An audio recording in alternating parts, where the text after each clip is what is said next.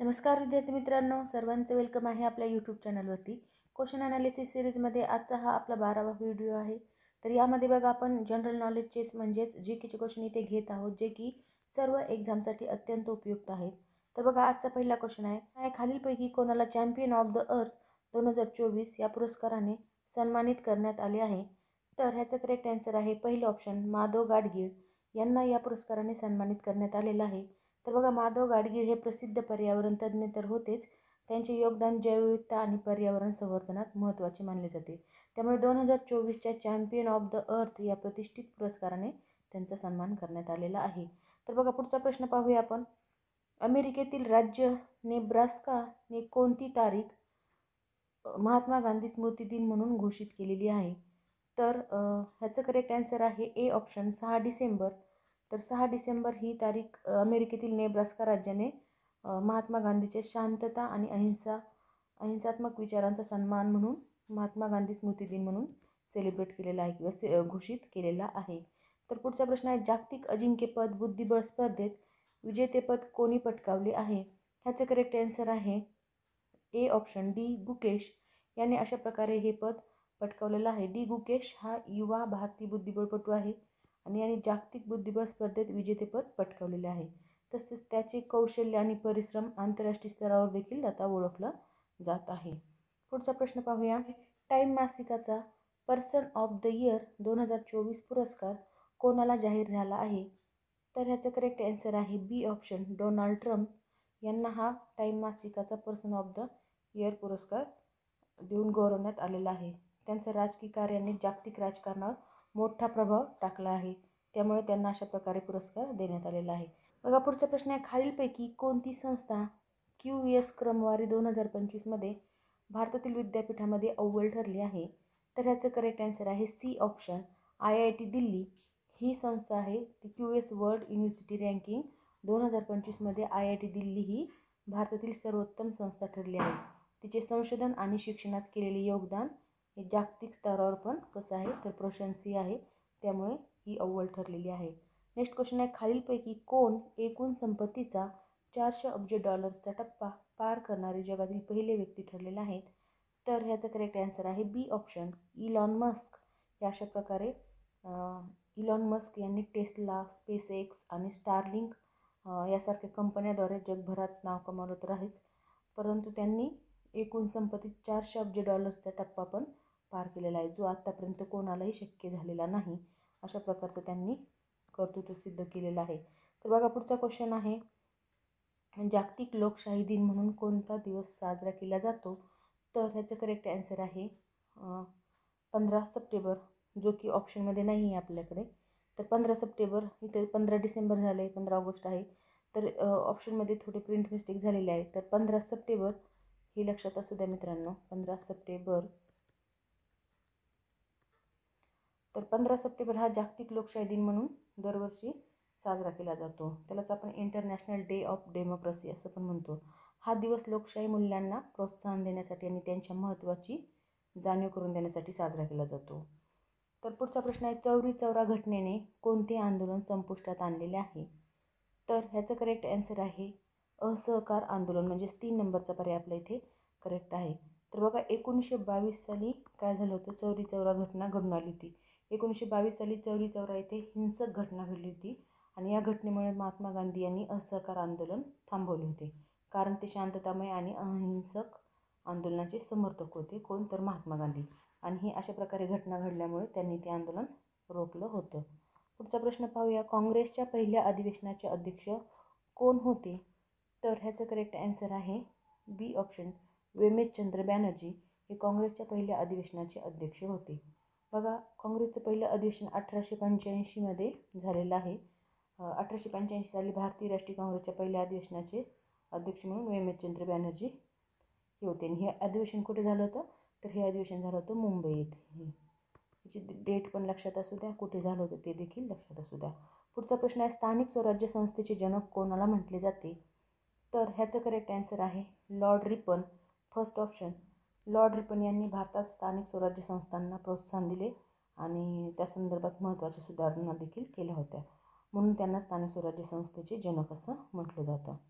Next question आहे, खुदाई खिदमतगार ही संघटना डॅश डॅश यांनी स्थापन केली. तर ह्याचं करेक्ट आन्सर आहे 3 नंबरचा ऑप्शन, खान अब्दुल गफार खान यांनी खुदाई खिदमतगार संस्थेची स्थापना केली होती. तसंच यांना आपण काय म्हणतो, सीमांत गांधी असं देखील म्हणतो.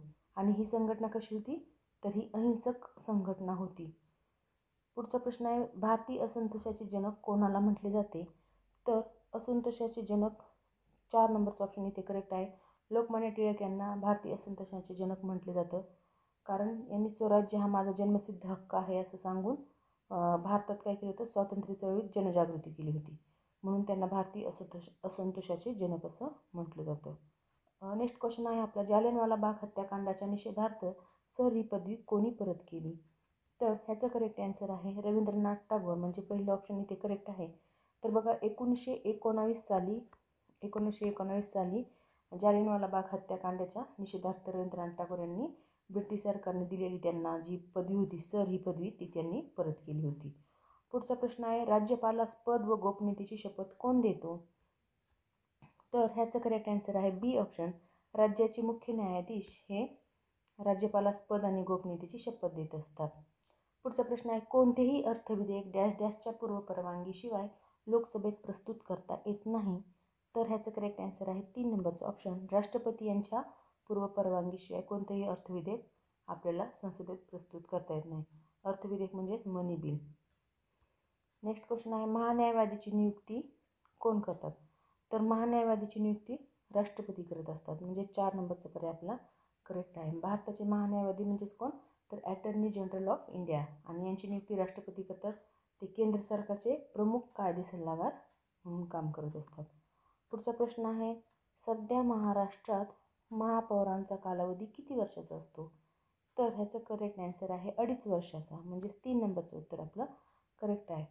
महाराष्ट्रात महापौरांचा कार्यकाळ 2.5 वर्षाचा असतो आणि हा कार्यकाळ स्थानिक स्वराज्य संस्थांशी संबंधित कायद्यानुसार ठरवलेला असतो. पुढचा प्रश्न आहे, ग्रामपंचायतीचे अंदाजपत्रक कोण तयार करतो. तर ग्रामपंचायतीचे अंदाजपत्रक ग्रामसेवक तयार करत असतो. ग्रामपंचायतीचे आर्थिक अंदाजपत्रक तयार करण्याची जबाबदारी ग्रामसेवकावर असते, जो की एक प्रशासकीय अधिकारी असतो, म्हणून त्याच्याकडे ती जबाबदारी असते. नेक्स्ट क्वेश्चन आहे, SI पद्धतीने ऊर्जेचे एकक कोणते. तर SI पद्धतीने ऊर्जेचे एकक आहे जूल, म्हणजे 4 नंबरचं पर्याय आपल्या इथे करेक्ट आहे. अगदी फॅक्च्युअल क्वेश्चन पण काही घेतलेले आहेत, जे की इथून मागे एक्झाममध्ये येऊन गेलेले आहेत, आणि त्यामुळे आपण इथे अशा प्रकारे क्वेश्चन घेत आहोत. भरपूर क्वेश्चन असे असतात की जे रिपीट होतात, किंवा जे 4 ऑप्शन असतात त्याच्यावरून आपल्याला क्वेश्चन फ्रेम करता येतात, त्यामुळे आपण अशा प्रकारे ते क्वेश्चन घेत आहोत. बघा पुढचा प्रश्न आहे, कॉपर सल्फेटला डॅश डॅश नावानेही ओळखले जाते. तर कॉपर सल्फेटला मोरचूद नावाने ओळखलं जातं, म्हणजेच 3 नंबरचं उत्तर आपले ते करेक्ट आहे. आणि हे मोरचूद एक निळ्या रंगाचं रसायन आहे, जे की त्याला आपण कॉपर सल्फेट असं म्हणतो. पुढचा प्रश्न आहे, पेनिसिलिनचा शोध डॅश डॅश यांनी लावला. तर पेनिसिलिनचा शोध अलेक्झांडर फ्लेमिंग यांनी 1928 साली पेनिसिलिनचा शोध लावला होता, जो पहिला प्रभावी प्रतिजैवक म्हणजेच काय अँटीबायोटिक मानला जातो. नेक्स्ट क्वेश्चन आहे, उस्ताद अमजद अली खां हे कोणत्या वाद्याशी संबंधित आहेत. तर ह्याचं करेक्ट आन्सर आहे सरोद, 4 नंबरचा पर्याय. उस्ताद अमजद अली खान हे सरोद वाद्याशी प्रख्यात वादक म्हणून म्हणजे फेमस पण होते. नेक्स्ट क्वेश्चन पाहूया, स्वामी या कादंबरीचे लेखक कोण आहेत. तर स्वामी या कादंबरीचे लेखक आहेत वि स खांडेकर, म्हणजे 3rd ऑप्शन आपला करेक्ट आहे. ही बघा, स्वामीजी कादंबरी ही कशी प्रसिद्ध कादंबरी आहे, जिने कोणी लिहिली, तर वि स खांडेकर यांनी लिहिलेली आहे. नेक्स्ट क्वेश्चन आहे, उत्तर भारतात वाहणाऱ्या उष्ण वाऱ्यांना काय म्हणतात समजा. तर बघा ह्याचं करेक्ट आन्सर आहे लू वारे, असं आपण उत्तर भारतात उष्ण वारे जे वाहतात त्यांना म्हणतो. तर उत्तर भारतात उन्हाळ्यात हे वारे वाहतात, ज्यांना आपण लू म्हणतो, आणि या वाऱ्यामुळे उन्हाळ्यात तापमान खूप वाढते. तर बघा पुढचा प्रश्न आहे, बॉम्बे हाय कशाच्या उत्पादनासाठी प्रसिद्ध आहे. तर बॉम्बे हाय हे खनिज वायूच्या उत्पादनासाठी प्रसिद्ध आहे, म्हणजे 4 नंबरचा पर्याय आपलं करेक्ट आहे. बॉम्बे हाय भारतातील प्रमुख खनिज वायू म्हणजेच पेट्रोलियम अँड नॅचरल गॅस उत्पादन क्षेत्र आहे. तर बघा इथे अशा प्रकारे इम्पॉर्टंट क्वेश्चन आपण घेतलेले आहेत, जे की तुमच्या कोणत्याही सरळ सेवेची एक्झाम देणार असाल किंवा कोणतीही एक्झाम देणार असा स्पर्धा परीक्षेची, त्याच्यासाठी अत्यंत उपयुक्त असे हे क्वेश्चन आहेत. तर हा व्हिडिओ कसा वाटला ते नक्की कमेंट बॉक्समध्ये कळवा. आणि अशाच प्रकारचे रोजचे रोज व्हिडिओ पाहण्यासाठी आपल्या चॅनलला लाईक, शेअर आणि सबस्क्राईब करायला विसरू नका. Thank you very much.